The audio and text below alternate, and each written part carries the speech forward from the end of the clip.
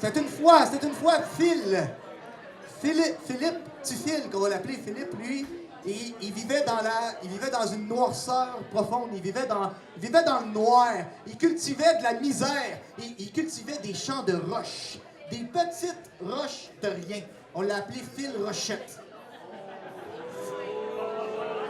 Mais il avait tellement mangé de roches puis de misère dans la vie, Phil Rochette, qu'il cultivait de la misère et mangeait de la misère noire. Tant et tellement de noirceur dans sa vie qu'on l'a appelé Monsieur l'Ivoirien. Puis Phil, c'était un homme qui il partageait sa roche avec tout le monde. Il faisait du rock and roll. Toujours dans l'abondance. Mais il s'est cherché longtemps. Tant et tellement que maintenant on a entendu des cris de loup un soir de pleine lune.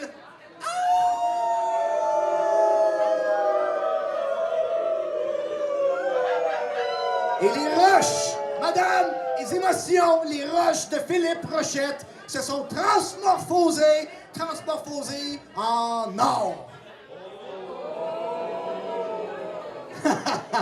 Pas besoin de vous dire grand-chose, vous avez compris.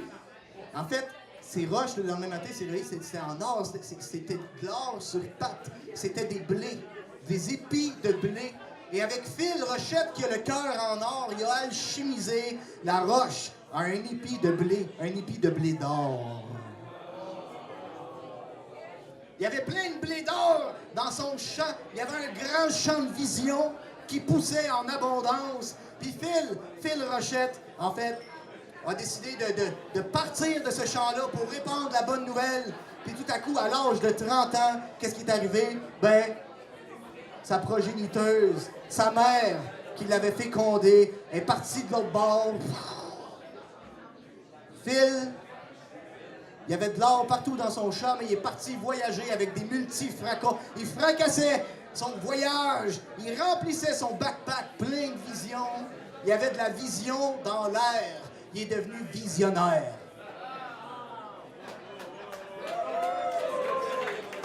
Hein? C'est ce qu'il m'a dit. Ben, c'est ce que je sens de ce gars-là. Puis ben, Phil Rochette, avec son blé d'or, après ses 1001 voyages, il est revenu, puis il vous a tout appelé, vous autres, mesdames et messieurs, qui êtes ici présente. Il a fait une grande épluchette de blé d'or.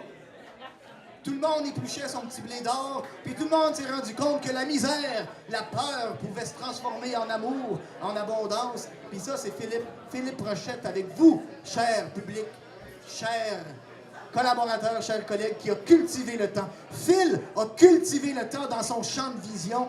Il a tant et tellement cultivé le temps que Phil Rochette est devenu le fil du temps. Merci, pas fini. Puis, un itinérant de fin fond de rang avec un grand rêve. Puis à l'épluchette de blé d'or, il y en avait un ou une, on sait pas trop, qui avait dit « Phil, écoute bien ton intuition, écoute-toi, parce qu'à un moment donné, dans ta vie, il va falloir que tu ouvres des portes. Des grandes portes qui vont t'ouvrir une vision sur le monde entier, une vision sur le commun de la terre, une vision sur le communautaire. » Puis après le bûchette de blé d'or, il est reparti avec son backpack de vision, puis trotton la ridène, puis il marche, puis il voyage, puis il a traversé la planète entière, puis du nord au sud, de l'est à l'ouest. Yeah! Il est devenu sa rose des vents.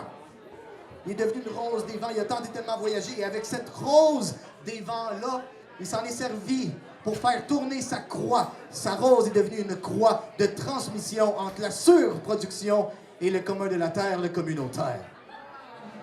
Il est devenu une croix de transmission automatique. Hein? Tout ça automatique. Du 2 temps. 2 temps, 3 mouvements. Ce gars-là, c'est un dieu. Puis, quand il s'est promené dans les parcelles de Montréal, il avait semé un peu partout. Il avait permacultivé le Montréal un peu partout. Puis, fil du temps, en fait, a parti une télévision. Une télévision d'abondance. Et pourtant, madame, la société à cette époque ne connaissait que l'horrible vision avec des pitons. L'horrible vision, c'est dans les écrans fenêtres. On monte en haut des appartements et on voit les gens regarder l'horrible vision. Et Phil, sa vision, c'était de télédistribuer la vision partout en abondance.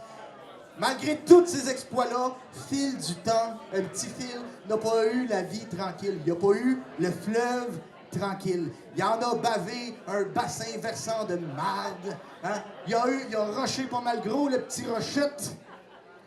Puis finalement, le fleuve qui s'est déversé jusqu'à sa mère qui finalement, dans le père des océans, l'a guidé jusqu'à aujourd'hui, ici et maintenant.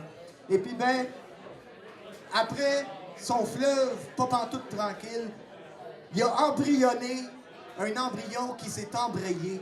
Il a embryonné sa fleur de vie, sa rose d'abondance, et il a rencontré la maman. Une nouvelle maman, la femelle du merisier, on l'appelle la marisière. Sa première pétale à sa fleur universelle. Maryse, sa conscience universelle. Maryse, est-ce que tu es ici ce soir? C'est toi! Depuis tout à l'heure, je la regarde. La première est tellement belle, une belle pétale. T'as fait germer ça, est-ce que tu fais là? C'est parti. Puis ben, après ça, ça a passé, ça l'a multisemé. Les semences dans Oshaga jusqu'au Saint-Hubert, ça a parcellé tout le Montréal de 6 jardins. C'était des jardins nomadiques, du jardinage nomade. Puis ça s'est mis à se cultiver, ces jardins-là. Il est passé de 6 jardins à 6 régions, avec 382 000 pays. Tout le monde a attrapé la vision et ont commencé à voir clair, même les Ivoiriens. Et l'itinérant du fond de rang a fait affaire avec l'itinéraire. L'itinérant a fait affaire avec l'itinéraire. Et puis ben, c'est là qu'il y a eu l'abondance de vue. L'abondance de vue s'est enfin revue. L'abondance est devenue revue. Et tout le monde revoyait de leurs propres yeux clairs la mission de ce visionnaire du fil du temps, à quel point que Madame la Société souffrait et à quel point que fil du temps allait greffer des cœurs en or à tout le monde, aux opticiens qui sont dans l'optomépris. L'optomépris, son mépris du gouvernement qui gouverne et qui est mort. Et là, il est rendu à 20 opticiens, avec le grand cœur en or qui pousse les grands yeux d'effort, de courage. Et Phil Rochette, le bonhomme allumé, le bonhomme à lunettes, il talonne les cruels avec ses pieds, marchant en profond fondement de confiance et de courage. Il talonne les cruels avec des pieds de fondement, de confiance et de courage. Et un jour, mes amis, il a rêvé, parce que c'est un grand rêveur, Phil du temps. Il s'est mis à rêver, puis tout à coup, dans son subconscient, il y a eu des portes de créativité, de collectivité multidisciplinaire dans l'air. Il a vu l'âme de la terre, il a vu l'atmosphère s'ouvrir devant lui. C'était les portes de la créativité qu'on appelle les portes oranges. Le orange symbolisant la créativité. Il a rassemblé tous ces professionnels-là qui étaient alternatifs, anarchistes, puis ça s'est multiplié d'abondance. Puis aujourd'hui, il est là, il a pris son aviron jusqu'au sein de l'aviateur, puis il est arrivé en haut d'une panthère verte. Wow! Et de plus en plus puissant, et tout ça grâce à vous, son équipe qui est ici présente. Et la rose d'abondance ne fait que tourner encore et tourner. Un humaniste, un solidaire, rempli de simplicité. Yeah! Ce gars-là est un vrai. Et son plus grand rêve, chers amis, son plus grand rêve, c'est de voir un jour la justice qui existerait vraiment pour tout le monde, autant dans le monde réel que dans le monde physique. Il dit, au lieu de te voler un bras, nous, on te donne la main. On te donne la main à main nue, on te donne la main à un humain, on donne la main à un humain, la main nue. Il dit, regarde donc, on va t'aider.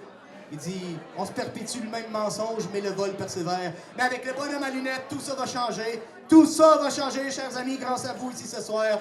Et il dit, vaut mieux vivre ses rêves que de rêver sa vie. Soyez lumière, bonhomme à lunettes, longue vie, Sakatabi, mon histoire est finie.